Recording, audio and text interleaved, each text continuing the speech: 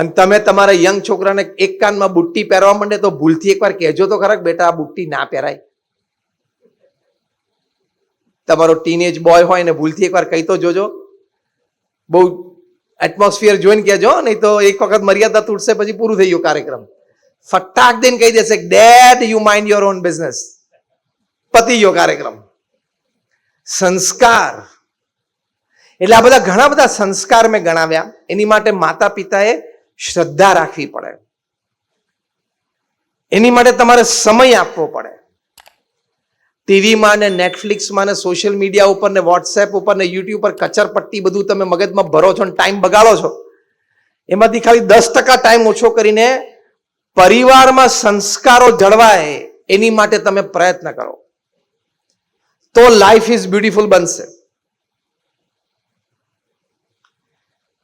બીજી એક વાત પરિવારમાં લાઈફ ઇઝ બ્યુટીફુલ માટે, પતિ પત્ની વચ્ચેના સંબંધો. અત્યારે પૃથ્વી ઉપર 9,800 ડિવોર્સિસ રોજ થાય છે, રોજ. હા,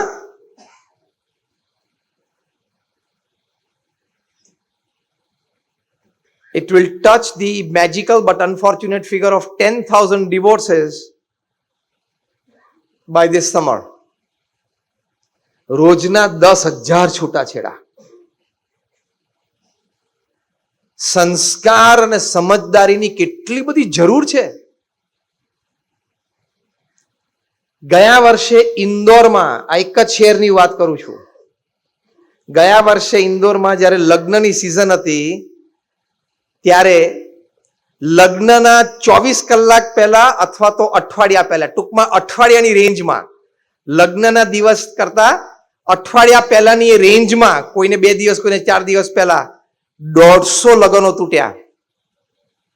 એક જ શહેરની વાત કરું છું. એની પાછળના કારણો બહાર આવ્યા કે લગ્નના 24-48 કલાક પહેલા છોકરા કે છોકરીને એના 5 વર્ષ જૂની કોઈક સોશિયલ મીડિયા પોસ્ટ હાથમાં આવી ગઈ.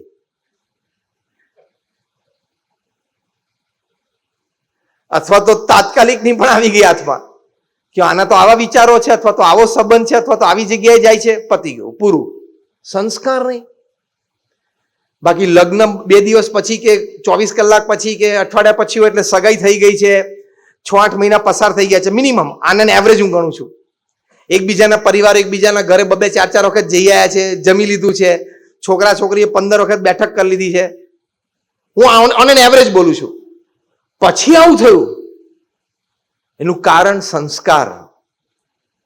ક્યાંક મર્યાદા ચૂકી ગયા. એટલે પતિ પત્નીના સંબંધો એ લાઈફ ઇઝ બ્યુટીફુલ માટે પ્રથમ, જે આપણે હાર્વર્ડ યુનિવર્સિટી શરૂઆત કરી છે કે પરિવારના જે જનો પ્રત્યે તમને પ્રેમ અને આદર છે એમને તમારા માટે પ્રેમ અને આદર છે. કોરોના કાળ દરમિયાન મેં એક બહુ સરસ પુસ્તક વાંચેલું, ફેમિલી એન્ડ સિવિલાઇઝેશન. કાર્લ ઝિમરમેને આ પુસ્તક લખ્યું છે. આ પુસ્તકમાં એમણે 21 સંસ્કૃતિઓ, સિવિલાઇઝેશન્સ પૃથ્વી ઉપર હતા, એમાંથી 19 સિવિલાઇઝેશન્સ, સંસ્કૃતિઓ નષ્ટપ્રાય થઈ ગઈ. એની પાછળના કારણો એમણે સંશોધન કર્યા છે. એટલે આ પુસ્તક કોઈ એસી રૂમમાં બેસીને પંખો ચાલુ કરીને વિચારો નથી લખ્યા. It is a research. It is a research. તો 19 સિવિલાઇઝેશન્સ જે તૂટ્યા એની પાછળનું મુખ્ય રિસર્ચ બહાર શું આવ્યું કે જે જ્ઞાતિ, જે સમાજ અને જે સંસ્કૃતિમાં પારિવારિક મૂલ્યોમાં ખામી આવી તે બધી જગ્યાએ પરિવારો તૂટ્યા, જ્ઞાતિ તૂટી, સમાજ તૂટ્યો અને સંસ્કૃતિ પણ તૂટી. કાર્લ ઝિમરમેને પહેલી વાત લખી છે, જે સમાજ, જ્ઞાતિ અને સંસ્કૃતિમાં લગ્ન પ્રથાની પવિત્રતા અને લગ્ન પ્રથાની સુવ્યવસ્થા એના પ્રત્યે પ્રશ્ન ઉભો થયો, એ બધા જ સમાજ તૂટ્યા છે, જેને આજે આપણે સમાજમાં લિવ ઇન રિલેશનશિપ કહીએ છીએ. Total nonsense in the society. Live in relation એમ થાય કે I am mature, I am an adult, I can take my decision, I can live my life.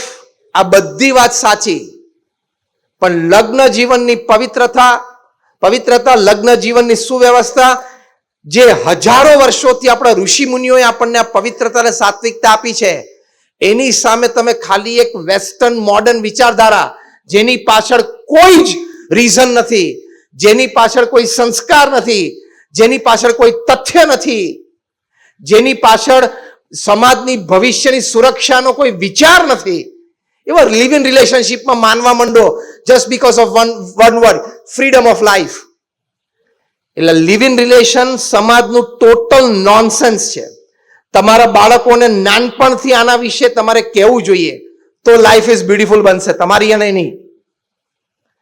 C, freedom of expression આપણે માનીએ છીએ, freedom of life આપણે માનીએ છીએ, પણ every freedom comes with accountability.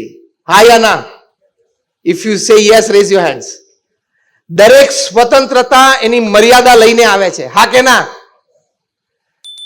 Even if you are legally right,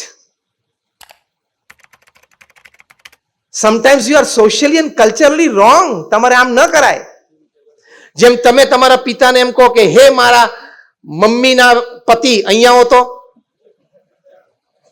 તમે legally right છો? હા કે ના? લીગલી રાઈટ છો. તમે તમારા પિતાને એમ કહો કે મારી માના પતિ અહીંયા હો, તો તમે લીગલી રાઈટ છો. પણ તમે એવું કોઈ દિવસ બોલશો? કેમ? તમે કલ્ચરલી અને સોશિયલી ખોટા છો. સંસ્કૃતિ અને સમાજની દ્રષ્ટિએ તમે ખોટા જ પડો. એ તમે લીગલી રાઈટ હોય તો પણ તમે ન કરી શકો. એમ લિવ ઇન રિલેશનશીપ કદાચ તમે એડલ્ટ છો એટલે કદાચ તમે લીગલી રાઈટ છો, પણ સોશિયલી અને કલ્ચરલી તો ખોટા જ છો. એ ના જ કરાય. You are wrong. નહીં તો પારિવારિક મર્યાદાઓ, સમાજની સુરક્ષા, ભાવિ પેઢીના સંસ્કાર, આપણા સત્શાસ્ત્રોની શીખ, આવા મહાન ઋષિ મુનિઓ અને મહાન વિચારકો આ ધરતી ઉપર થયા ભારત વર્ષની, એમના જીવનનો નિચોડ, એમને સાક્ષાત્કારમાંથી આપેલે આપણને રીતિ નીતિ, એ બધું ક્યાં ઊભું રહેશે? એટલે તમારા સંતાનોને અને પરિવારજનોને શીખવાડવાનું કે because you are legally right to do something, because you are an adult, તું પુખ્ત વયનો છું અને તને લીગલ રાઈટ છે કરવાનો, એટલે કરવું એવું જરૂરી નથી.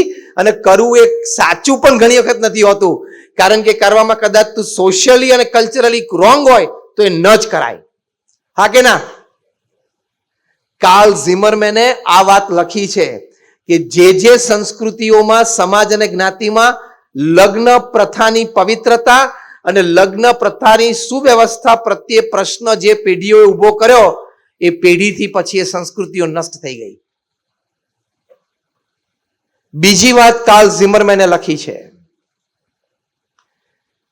કે પતિ અને પત્નીના સંબંધોમાં પવિત્રતા, વફાદારી અને વિશ્વાસ.